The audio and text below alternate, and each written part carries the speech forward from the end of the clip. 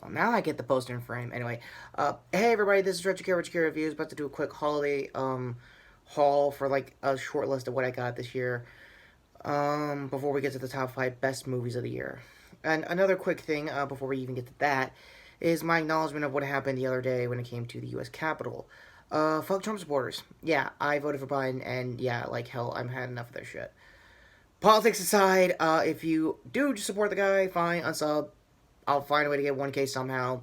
Don't need your support. Just saying. So, with my quick politics out of the way, sorry to say, let's get to my overall of what I've been trying to explain. I think the last video with Jason Card 2 was basically right behind you. What you see is a Japanese Spider-Man poster, and I really love it. I'm going to try to use it if I ever do a retro review of Japanese Spider-Man if Toei or Marvel come to some sort of deal to have streaming rights for it. I'm going to take a walk as and say Toei might agree to Marvel to put it on Disney Plus here stateside. I don't know internationally. Another thing when it comes to Tokusatsu, or in this case, in Maritoku, why in the ever-loving hell is all of Power Rangers-related content going to be leaving by the end of this month? Don't know. Pretty much what everyone's assuming is a power move from Hasbro to get their own streaming service. Why? I mean, we were just fine having it on Netflix for a good chunk of years. It's gonna be a hard transitional period. Speaking of, if you're hearing my mom, she's doing a weird ass workout, so family life is still family life, despite some drama that just came to foot. I'll try to explain a bit to my best detail when things when the dust settles on it. Long story short, there. So, also, keeping things positive, speaking of family, they got me a new Nerf Chronos. It's the Deadpool one. I'm gonna see if I can make a JDX version of it, since in character-wise, I think I'm trying to make my version of the character still being Krakoa. Still need some Marvel Legends X-Men figures to explain that OC life-wise. Other than that, it's cool. Also, if you're seeing this watch from my last review, I finally gave it and said yes to a Fitbit, and somehow, someway, helps with sleep. Weird as it sounds. So yeah, all that positive stuff out of the way. I'm gonna get my last bits on the prices before we get to the top 5 best movies I've seen and reviewed this year of our crappy lore 2020. Were these huge surprises from my brother and his girlfriend.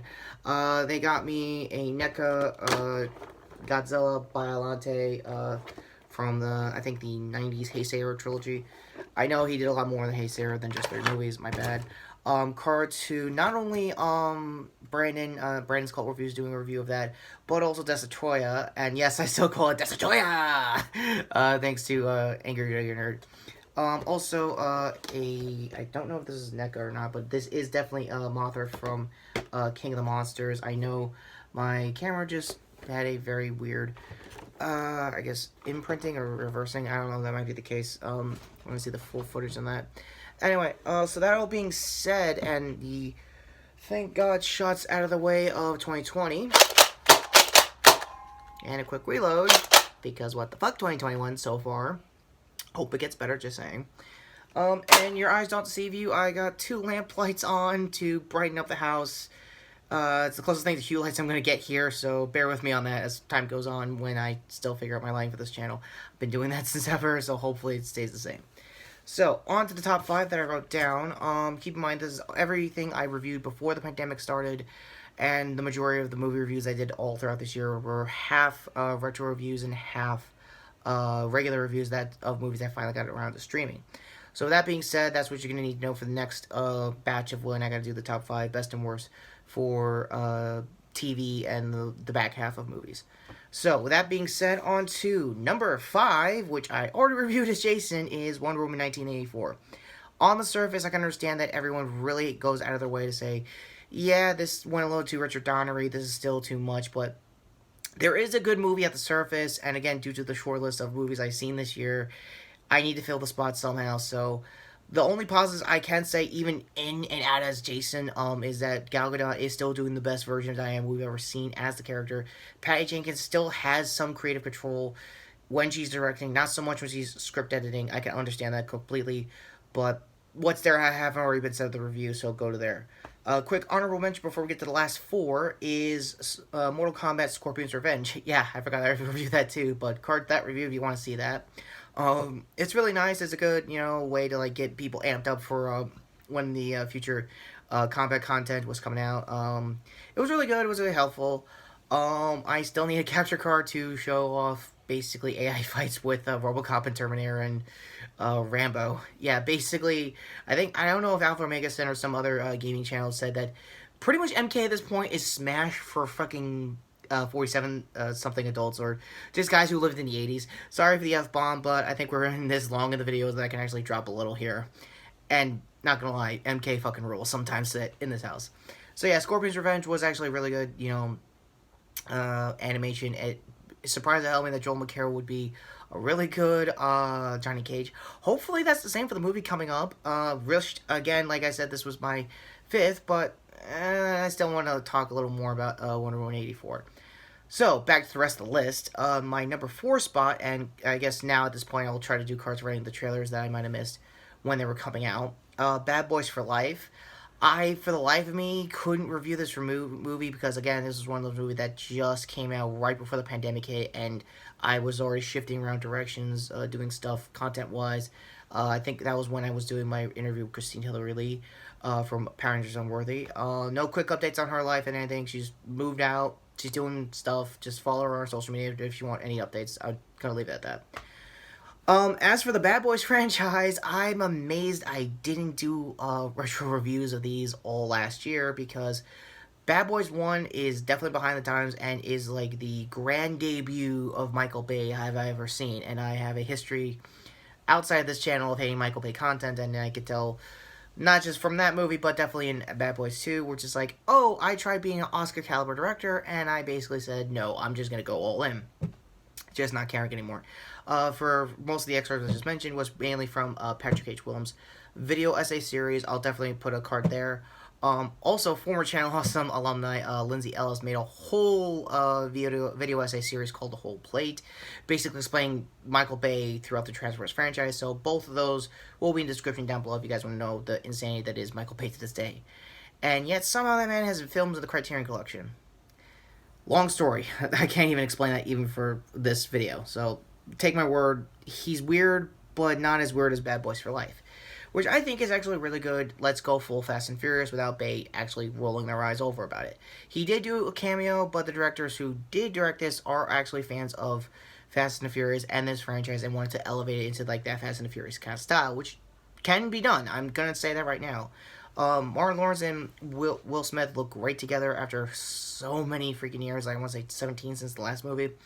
Martin Lawrence definitely looked a little stale because, again, he was trying his best to be his own acting again, along with trying to catch up like the last decade that Will's been doing along the side. Yeah, so other than that, action's still fine. The humor's a little too dry, but then again, it didn't become like Bay level annoying, so to me, that's a step up, just saying. Alright, on to the last 3. Bill and Ted Face the Music. I already did a review of that, so cards to that if you want to see it. I might have missed out a couple of things, so if I did, I did like William Sadler's return as the Grim Reaper. I thought it was Death. I think it was Death. He did a good job. He did a bit of a clash from that guy from, what was it, Barry, who was there, a future robot that was trying to kill the guys. His whole subplot was fine. It was a little too... I want to say to hold it in with his his humor, mainly because he was probably improv more. That's the thing with a lot of comedy, even in the last 10 years, they do like to hold on that improv as much as they can for the editing room, I guess. I don't know. Everything else was fine. They had a nice little tribute to Rufus, who also passed away long before this movie was out. So that all being said, I highly recommend my review. I said what I wanted to say there. And it was nice that the movie came out in a really dumb year that was 2020. Wish I would have saw it live in a theater. And I think in their marketing promo, hopefully link or card down below, they were going to try and, I guess, have a premiere in an LA theater, world renowned, for live tours and stuff like that. I guess they wanted to do it like that for the marketing. Didn't really go there well because, again, 2020 and COVID. So, yeah, that's where we are there. Also, Keanu does look a little, still or a little wooden because, again, he hasn't played his character along with Ted since I want to say the early 90s, so I understand. My bad that I forgot his actor's name. All the IMDb's of everything I just said will be in the description down below for the top 5. Same for the honorable mention when it comes to Scorpion's Revenge. Overall, it's worth the number 3 spot in my book. It was really good to watch in a really, really boring, dull, nightmarish summer that we all had to go through, so that's just me. On to number 2, Tenet. Basically, I still apologize for sleeping through 2 of those 3 showings in my own house, no less, but again, what I said also is basically it's full Nolan doing the highlights of his action stuff, and you can see that going through. Forgot to mention Kenneth Branagh in my review for the life of me. Really apologize for that there. He's basically their antagonist of the whole thing. He has a whole subplot of trying to take down and basically control Elizabeth Debicki's character that the protagonist is also infatuated with. But here's the thing, I think I forgot to mention in my nitpicks, is that they didn't really flesh it out enough, and I think kind of funny's every Christopher Nolan in review mentions the same thing here. I'm not going to card that. I might have mentioned that in my review, so please go to that. Overall, it's still Tenet at the height of his power. He still has a good idea how to handle action scenes and stuff like that. Probably a lot better than a lot of his contemporaries in the 2010s. What I would like for him to do is not scale back, obviously, but to try to flesh out his stories going forward. That's my only criticism there. Other than that, it's still a good entry into Nolan's back catalog and still worth a watch. And on to my final, yet number 1 movie for 2020 is Justice League Darkseid War. Yes, I did put another DC movie in here, and it's from the animated movies, and I did do a review card there. And I think I've said this, I think Jeremy Jahns also said where I mentioned him to death in that review too. It is basically John Constantine's story. He basically owned the room when it comes to basically rallying the League together to basically fix what's left of a New 52 timeline like it was in the comics. John wasn't closely involved during the comic version. I think Comic Pop or somebody might have did a quick explainer on that. So again, I'll put that in the description down below and name the channel. I'm pretty sure it's Comics Explained. That all being said, it's still a great way to encapsulate 10 years of insane New 52 stories that they managed to pull together just fine. They did a lot of callbacks to a lot of the previous animated movies, which some of which I have voiced as Jason, so card to the playlist if you want to see those reviews. That all being said, as a cap to the whole thing, I really would love to see their take on Rebirth. I know they did their new Superman movie that I missed to see. Superman movies to me are going to get missed somehow on this channel, and I just said yes to agreeing to making the voice for Superboy Prime. I don't like it's a lot whinier, but it's definitely character accurate, if you could believe that, when it comes to that guy. No way in hell I'm cosplaying him. Not even. No, I'll try to make I'll see if I can commission a custom figure or something like that, because wow, he's just pretentious even as like their equivalent of a Superman fourth wall breaking kind of character. His whole thing's a mystery and yet overly simplified and not simplified enough in some cases. Again, there's going to be a character explainer there. For Justice League Darkseid War, it's still a good movie. I still highly recommend. For anyone who's been used to watching these last couple of years of animated movies, this is a really good way to close it out. I don't know what they're going to be doing going forward for future animated movies. I just found out from my social media feed that they might be doing a JSA movie with Wonder Woman, I guess, to tie in like her long history and being in the DCU long before she was a Justice Leaguer. Makes sense there. Speaking of, for Death Metal, they basically made everything canon.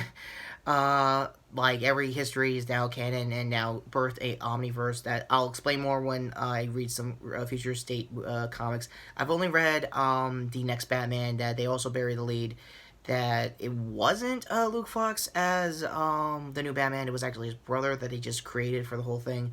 I'll explain more to that when I somehow find a new Batman figure to replace the one I've been having throughout the channel. Yes, I am actually shopping for not only a new Batman figure, but Thomas Wayne Batman, so that's where we're at with that.